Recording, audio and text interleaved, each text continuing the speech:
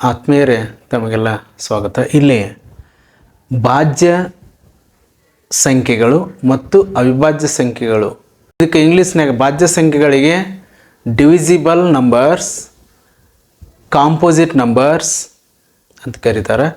ಈ ಕನ್ನಡಗೂ ಇನ್ನೊಂದಿಷ್ಟು ಶಬ್ದಗಳು ಅದಾವೆ. ಇಲ್ಲೇ ಭಾಜ್ಯ ಸಂಖ್ಯೆಗಳು, ಭಾಗ ಹೋಗುವ ಸಂಖ್ಯೆಗಳು ಅಂತ ಕರಿಬೋದು, ವಿಭಾಜ್ಯ ಸಂಖ್ಯೆಗಳು ಅಂತ ಕರೀತಾರೆ, ಸಂಯುಕ್ತ ಸಂಖ್ಯೆಗಳು ಅಂತ ಕರೀತಾರೆ. ಮೊದಲಿಗೆ ನಾವು ಭಾಜ್ಯ ಸಂಖ್ಯೆಗಳ ಬಗ್ಗೆ ಒಂದಿಷ್ಟು ವಿವರಣೆಯನ್ನು ತಿಳಿಯೋಣ. ಇಲ್ಲಿ ಭಾಜ್ಯ ಸಂಖ್ಯೆ ಅಂದ್ರೆ ನೋಡ್ರಿ, ಸಿಂಪಲ್ಲಾಗಿ ಅದು ಆರಾಮಾಗಿ ನಾವು ತಿಳ್ಕೊಬೋದು. ಇಲ್ಲಿ ಒಂದು ಉದಾಹರಣೆ ಮೂಲಕ ನಿಮ್ಗೆ ಇದನ್ನು ತಿಳಿಪಡಿಸ್ತೀನಿ. 4 ಇದು ಭಾಜ್ಯ ಸಂಖ್ಯೆ ಅಂತ ಹೇಳ್ತೀವಿ. ಯಾವ ಆಧಾರ ಮ್ಯಾಗ ಇದನ್ನು ಭಾಜ್ಯ ಸಂಖ್ಯೆ ಅಂತ ಹೇಳ್ತೀವಿ ಅಂದರೆ, ಇದಕ್ಕೆ ನಿಶೇಷವಾಗಿ ನೋಡ್ರಿ, ಇಲ್ಲಿ ಭಾಗಿಸುವ ಅಂತ ಹೇಳಿದಾಗ, ಭಾಗಿಸಲ್ಪಡುವ ಅಂತ ಹೇಳಿದಾಗ ನೋಡ್ರಿ, ಇದಕ್ಕೆ 1ರಿಂದ ಭಾಗ ಹೋಗತಿ. ನೋಡ್ರಿ, 1 4 4 ಶೇಷ 0 ಬಂತು. ನೋಡ್ರಿ, ಈಗ 4ರಿಂದನೂ ಭಾಗ ಹೋಗತಿ. 4 ಅನ್ನೋ ಒಂದು ಸಂಖ್ಯೆಗೆ 4ರಿಂದ ಹೋಗತಿ, 1ರಿಂದ ಹೋಗತಿ. ನೋಡ್ರಿ, 4 1 4 ಶೇಷ 0 ಬಂತು, ಶೇಷ 0 ಬಂತು. ಇನ್ನು 2ರಿಂದಲೂ ಭಾಗ ಹೋಗತಿ. 2 2 4.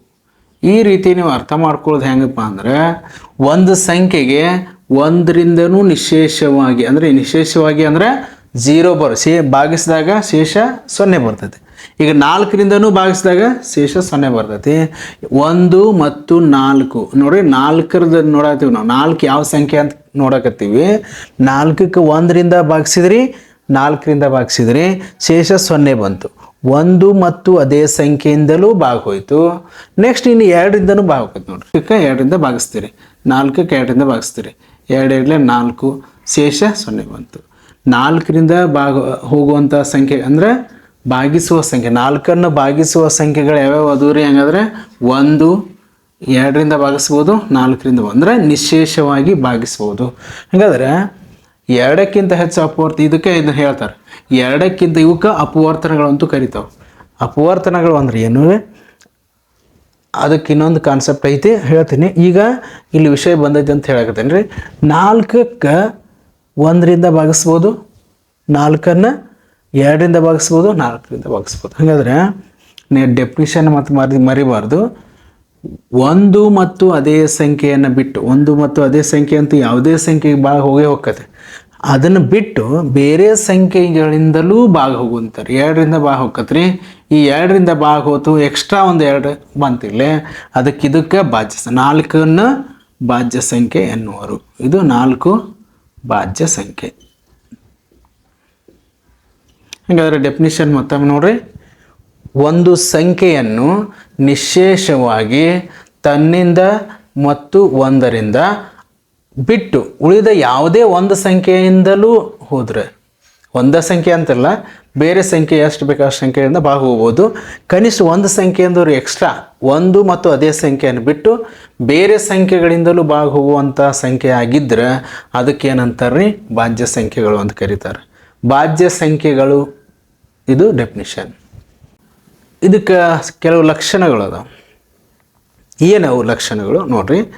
ಒಂದು ಸಂಖ್ಯೆ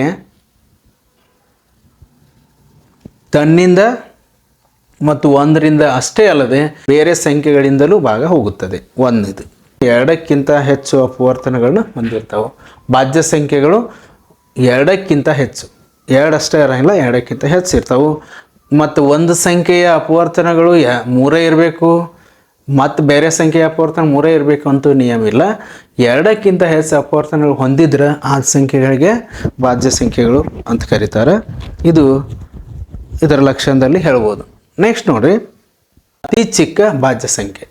ನೋಡ್ರಿ, ಅತಿ ಚಿಕ್ಕ ಭಾಜ್ಯ ಸಂಖ್ಯೆ 4 ಆಕೈತಿ. ಇದು 4 ಯಾಕೆ ಆಕೈತಿ ಅನ್ನೋದು ಸ್ವಲ್ಪ ನೋಡ್ರಿ.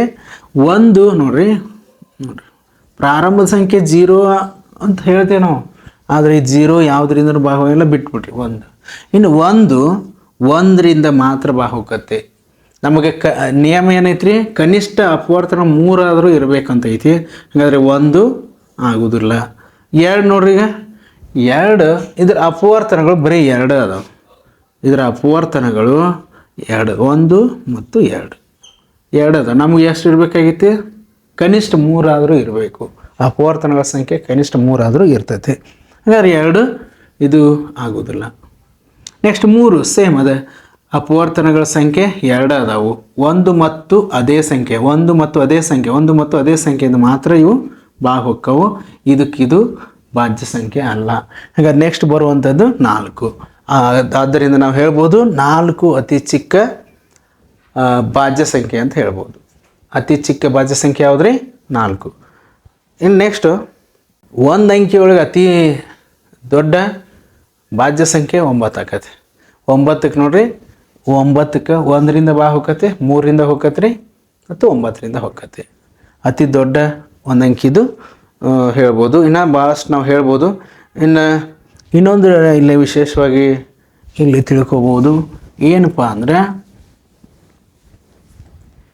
2 ಬಿಟ್ಟು ಉಳಿದೆಲ್ಲ ಸಮಸಂಖ್ಯೆಗಳು, 2 ಸಮಸಂಖ್ಯೆ ಹೌದು, ಆದರೆ ಇದನ್ನು ಬಿಟ್ಟು ಉಳಿದೆಲ್ಲ ಸಮಸಂಖ್ಯೆಗಳು ಭಾಜ್ಯ ಸಂಖ್ಯೆಗಳು.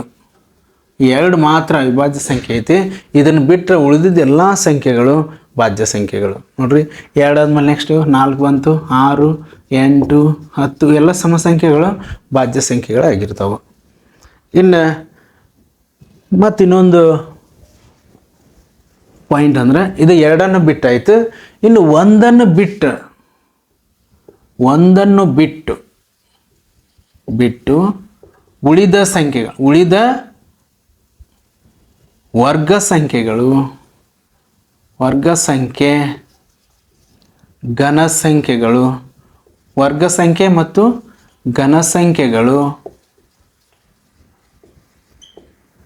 ಭಾಜ್ಯ ಸಂಖ್ಯೆಗಳು. ಹೇಳೋದು ಅರ್ಥ ಇದ್ರಿ? 1 ಬಿಟ್ಟು, 1 ವರ್ಗ ಸಂಖ್ಯೆ ಹೌದು, 1² = 1, 1³ = 1 ಕರೆಕ್ಟು. ಇವು 1 ಬಿಟ್ಟರೆ ಉಳಿದ ಏನು ವರ್ಗ ಸಂಖ್ಯೆಗಳು ಬರ್ತಾವಲ್ರಿ, 2 ವರ್ಗ 4, 2 ಘನ 8, ಹಂಗೆ 3 ವರ್ಗ 9, 3 ಘನ 27, ಈ ರೀತಿ ಏನು ಬರ್ತಾವಲ್ಲ ಇವೆಲ್ಲ ಭಾಜ್ಯ ಸಂಖ್ಯೆಗಳಾಗಿರ್ತಾವೆ. ಆದರೆ 1 ಮಾತ್ರ ಬಿಟ್ಟು, 1 ಬಿಟ್ಟು ಉಳಿದೆಲ್ಲ ಸಂಖ್ಯೆಗಳು ಏನಾಗಿರ್ತಾವ್ರಿ? ವರ್ಗ ಸಂಖ್ಯೆಗಳು ಮತ್ತು ಘನ ಸಂಖ್ಯೆಗಳು, ಇವೆಲ್ಲವೂ ಭಾಜ್ಯ ಸಂಖ್ಯೆಗಳು ಆಗಿರುತ್ತವೆ.